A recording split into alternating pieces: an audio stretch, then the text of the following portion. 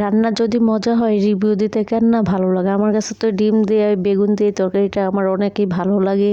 আশা করি আপনারা সম্পূর্ণ ভিডিওটা দেখবেন। হ্যালো এভরিওয়ান, কি অবস্থা? আশা করি সবাই ভালো আছেন, আমিও ভালো আছি। আজকে বেগুনের ভিতরে ডিম দিয়ে রান্না করি, কীভাবে আমি রান্না করি এটা আপনাদের সাথে শেয়ার করব।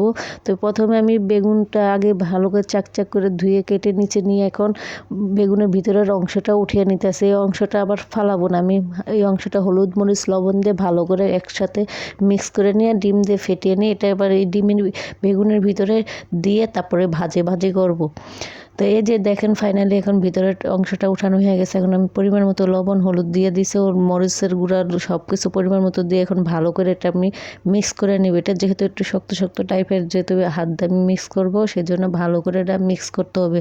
এই যে এখন ফাইনালি সব কিছু পরিমাণ মতো ময় মশলা দিয়ে তারপরে এখন আমি ভালো করে মিক্স করে নিব।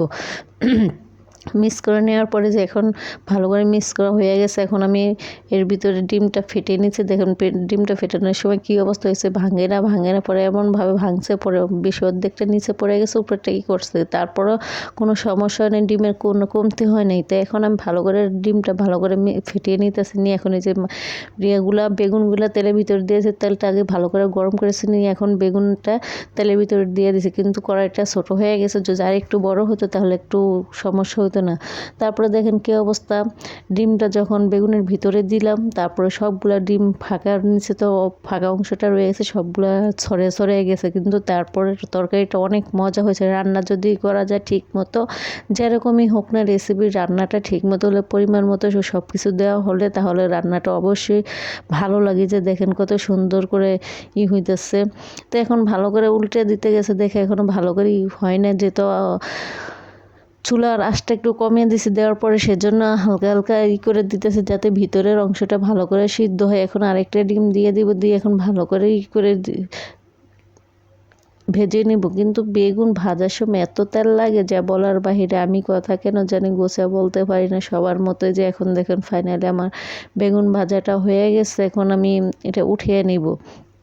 কিন্তু তরকারিটা অসাধারণ হয়েছে। এরকম রেসিপি কার পছন্দ অবশ্যই আমাকে কমেন্টস করে জানাবে। এই রেসিপিটির নাম কি আমি জানি না, কিন্তু আমার মন চাইছে এইভাবে রান্না করছে, খেতে মন চাইছে, সেজন্য এভাবে রান্না করছি। রান্নাটা অনেক মজা হয়েছে। আমার অফিসের লোকজন তো খেয়ে অনেক প্রশংসা করছে, বলতেছে আপু এত সুন্দর রান্না কীভাবে করা হয়েছে। তাহলে এখন আমি বেগুনটা ভেজে নামিয়ে রেখে এখন ভাতটা সেঁকে দিচ্ছি। আমি বলছি তোরা একদিন রান্না কর, বলে দিলাম রেসিপিটা এইভাবে রান্না করবি, খাবে, তারপরে দেখবো অনেক ভালো লাগে। তো এখন তেল দিয়ে ফাইনালি করে ফেলেছি।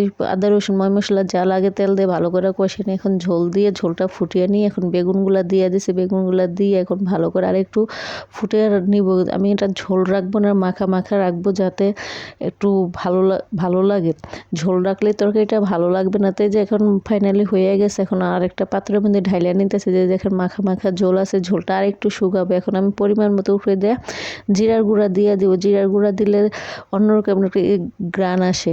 যেহেতু ঘরে ধনেপাতা আসলে না, সেজন্য জিরার গুঁড়া দিছি। তো আমার রান্নাটা আজকে কেমন হয়েছে অবশ্যই কমেন্টস করে জানাবেন। আর পরবর্তী আরেকটা ভিডিও নিয়ে চলে আসবো। আর আমার ভিডিওটা যদি ভালো লাগে অবশ্যই শেয়ার করে দেবেন। আল্লাহ হাফেজ।